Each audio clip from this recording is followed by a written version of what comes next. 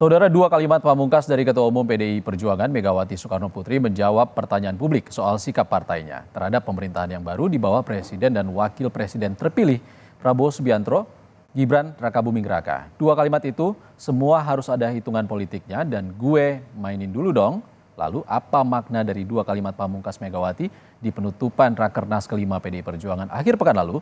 Kami akan bahas bersama dosen ilmu politik FISIP UI yang juga Direktur Algoritma Research and Consulting Aditya Perdana. Selamat sore Mas Adit. Mas Adit, jadi Sorry. makna dua kalimat itu apa Mas kalau yang Anda baca? Apakah ini cywar dari Bu Mega? Ya, saya pikir ini adalah satu clue yang untuk menandakan bahwa ada peluang-peluang yang masih terbuka lebar meskipun banyak pihak, banyak analis yang mengatakan bahwa kemungkinan sikap oposisi yang diambil oleh PDIP itu akan diarahkan seperti yang kita lihat ya.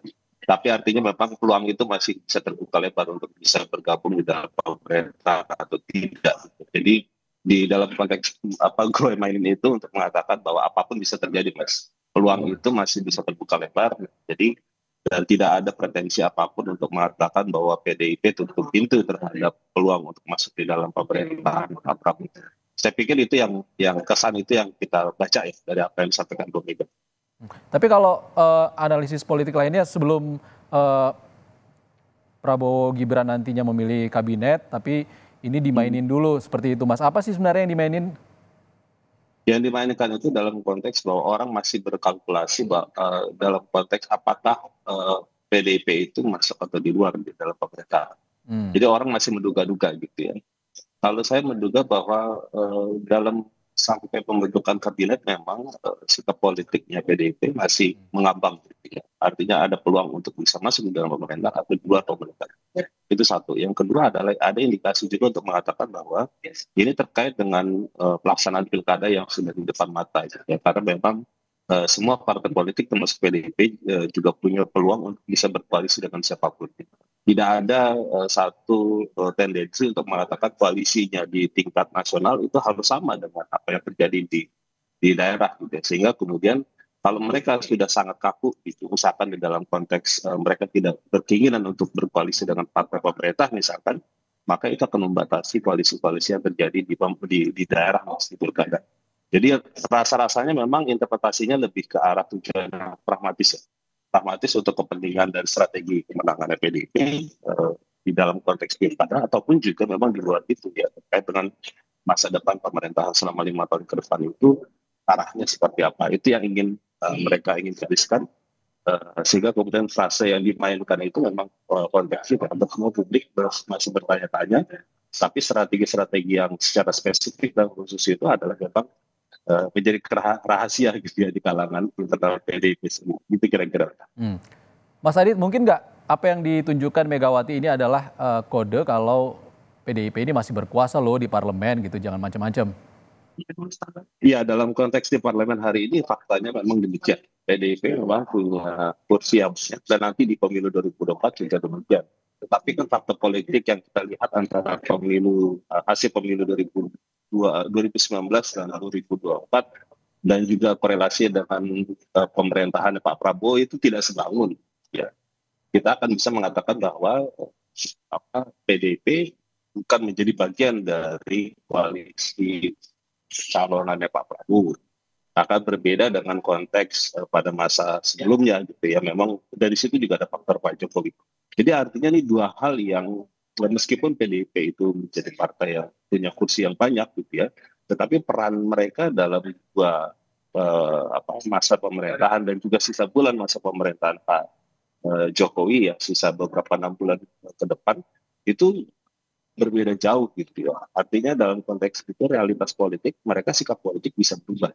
Satu waktu mungkin karena memang merasa tidak cocok dengan pemerintahan sekarang, meskipun ada menterinya di sana gitu ya, tapi ya dia punya posisi politik yang akan bisa berbeda dengan pemerintahan. Jadi tidak ada, jadi dalam pandangan PDIP, menurut pandangan saya juga gitu ya, itu tidak sebangun gitu ya, bahwa itu harus konsisten berada menjadi bagian dari pemerintah. Itu yang saya lihat ya Mas, karena kecenderungan itu kan terlihat setelah pemilu bulan Februari lalu, hasilnya sudah ditetapkan dan punya kecenderungan sikap politik PDIP ya karena di situ ada faktor Pak Jokowi yang menurut mereka melanggar Hmm. internal mereka, maka itu kemudian menjadi penghalang mereka untuk menjadi bagian dari pemerintahan Pak Prabowo misalkan ke depan. Hmm. Kira-kira demikian. Mas Adit, Anda juga menyebut kalau PDIP kan memang masih partai pemenang pileg. Lalu sebesar apa sih pengaruh PDIP ini terhadap pemerintahan nanti? Ya, saya pikir kalau misalkan kursi mereka setelah nanti hasil MK diputuskan itu kan kisaran di atas 17% atau mungkin 18% itu termasuk besar kan. Jadi kalau misalkan kita punya hitungan kalkulasi kalau seandainya partai pemerintah itu koalisi pemerintah itu di atas 75% atau 70%, maka relatif memang dominasi pemerintah kuat. Tetapi kalau dibandingkan dengan kondisi yang sekarang gitu ya, yang di mana pemerintahan Pak Jokowi itu hanya menyisakan satu partai yaitu PKS, ya artinya dominasinya itu kan sekitar hampir 90%, Mas. Jadi kita punya ekspektasi bahwa meskipun nanti PDIP itu relatif besar gitu ya kursinya, tapi ini akan membawa check and balances di dalam parlemen di legislatif itu relatif jauh lebih baik ketimbang misalkan pada masa-masa sekarang gitu ya, yang kalau kita lihat susulannya itu kan di dalam pemerintahan itu hampir sekitar 85% atau bahkan 90%. Jadi artinya berapapun itu, Mas, dalam pandangan saya yang di luar pemerintahan itu harus kita hormati dan mereka akan membuat dinamika tersendiri yang membuat situasi pemerintahan itu jauh jauh lebih ada yang menyimbangi meskipun itu tidak dominan. Kalau kita perhatikan nanti kalau dalam perhitungan suara atau veto dan segala macam itu tidak mudah buat yang oposisi ini. Oke, Mas Adit, Prabowo Gibran, presiden dan wakil presiden terpilih baru akan dilantik nanti Oktober. Dan juga itu ada jarak yang tidak terlalu jauh dengan pilkada serentak November 2024. Ini pengaruhnya seperti apa, Mas Adit? Ya, memang kan kondisinya yang ditentukan itu beberapa bulan ke depan. Karena rekomendasi partai politik ya itu kan akan menentukan pembentukan koalisi partai politik di seluruh pilkada. Itu akan terjadi di bulan Agustus. Sehingga saya tanggal 26 Agustus semua partai politik ataupun calon itu harus sudah terdaftar resmi oleh si KPU. Nah itu yang menurut saya menjadi titik krusial ya Mas. Jadi titik krusial awal untuk kemudian membentuk bagaimana koalisi bangunan koalisi di pilkada itu harus jelas sehingga kemudian sikap politik yang tadi disampaikan oleh PDIP mengarah ke sana. Kalau tadi seandainya misalkan PDIP punya sikap politik yang kaku gitu ya, tidak fleksibel gitu, tidak mudah untuk masuk ke sana ke sini dan segala macam, maka itu akan punya pengaruh terhadap pembentukan koalisi di bulan Agustus. Betul pelantikan presiden untuk bulan Oktober, betul bahwa pilkada itu bulan November, tetapi yang jelas itu koalisi itu harus terbentuk bulan Agustus itu, sehingga kemudian orang akan melihat bahwa nanti setelah itu apa yang dilakukan. Karena nanti akan terlihat positioning politik yang akan terjadi, mana yang menang, mana yang kalah dan segala macam.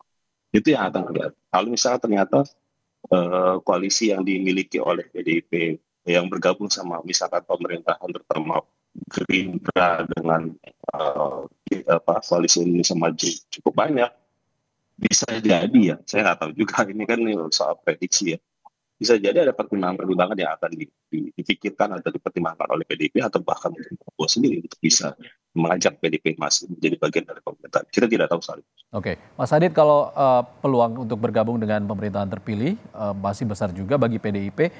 Ada juga publik yang membicarakan sosok Puan Maharani dari PDIP yang bisa jadi jembatan komunikasi dengan pemerintahan Prabowo Gibran nanti. Kalau Anda melihat sendiri bagaimana posisi Puan di sini? Ya, Mbak Puan itu sekarang memang merupakan salah satu tokoh sentral di PDIP ya. Jadi harus diakui bahwa dengan punya pengalaman yang cukup signifikan di pernah menjadi menteri dan sebagai ketua DPR dan juga komunikasi politik dengan elit-elit partai politik ya. Dan itu juga sering dilakukan oleh Mbak Puan. Jadi saya pikir Mbak Puan adalah figur yang tentu akan dipersiapkan oleh Bu Mega untuk menggantikan. Memang itu sudah disebutkan kemarin ya secara bercanda gitu ya, tetapi itu adalah bentuk clue-nya juga gitu ya untuk mengatakan bahwa regenerasi PDIP mungkin akan terjadi dalam waktu dekat. Kita nggak tahu itu apakah benar atau tidak. Satu. Yang kedua adalah dengan konteks kemampuan dan kapasitas kemampuan hari ini, mungkin saja kenyamanan para elit politik ya terhadap Mbak Puan dalam berkomunikasi dan segala macam itu juga menjadi faktor bisa jadi menguntungkan bagi PDIP kalau seandainya mereka punya sikap politik menjadi bagian dari pemerintahan Pak Prabowo. Jadi ada nilai plusnya juga di situ yang kemudian menambah modal gitu PDIP agar peluang menjadi bagian dari pemerintahan itu ada terbuka. Oke, Mas Adit, opsinya kan ada dua. Kalau tidak jadi bergabung dengan pemerintahan terpilih, nantinya PDIP akan berada di luar pemerintahan menjadi oposisi. Kira-kira PDIP akan survive nggak sih jika nantinya jadi pejuang tunggal di oposisi di parlemen? Ya, saya pikir PDIP tidak tunggal. Ada partai lain yang juga sebenarnya sudah punya posisi yang kita akan tunggu nanti, yaitu PKS. Ya, jadi mungkin dugaan saya ada dua, PDIP dan PKS yang akan berada di luar pemerintahan. Nah, tetapi pertanyaannya kemudian adalah kita semua bertanya-tanya memang apakah kemudian yang di luar pemerintahan atau oposisi ini itu akan Anda melihatnya PDIP bisa sama bekerja selama sama dengan 5 PKS, Mas Adit, kalau berada di luar pemerintahan? Saya pikir agendanya jelas. Kalau di luar pemerintahan, kalau mereka duduknya tidak bisa punya pandangan yang sama, pasti akan bisa duduk bareng gitu. Karena kepentingannya sama gitu. Tapi masalahnya gini, Mas. Masalahnya adalah apakah dua partai ini akan bertahan selama 5 tahun atau tidak untuk menjadi oposisi. Nah, itu ya pertanyaan penting yang menurut saya juga perlu untuk kita lihat selama ke depan gitu ya. Entah tiba-tiba di tengah jalan atau dalam beberapa bulan ke depan gitu ada yang sudah gabung di dalam pemerintahan atau bergonta-ganti dan segala macam kita tidak tahu. Jadi saya menduga begitu. Jadi bukan hanya tunggal, mungkin ada temannya. Tapi teman yang satu ini kan kita belum lihat ya punya sikap resmi yang seperti apa terkait dengan itu. Kita tunggu saja Mas. Oke. Masih ada kemungkinan dalam beberapa bulan ke depan seperti apa sikap politik dari PDI Perjuangan kita akan nantikan bersama. Terima kasih Aditya Perdana, Direktur Algoritma Research and Consulting sudah berbagi pandangan bersama kami di Rumah Pemilu. Terima kasih Mas Adit. Terima kasih juga Mas.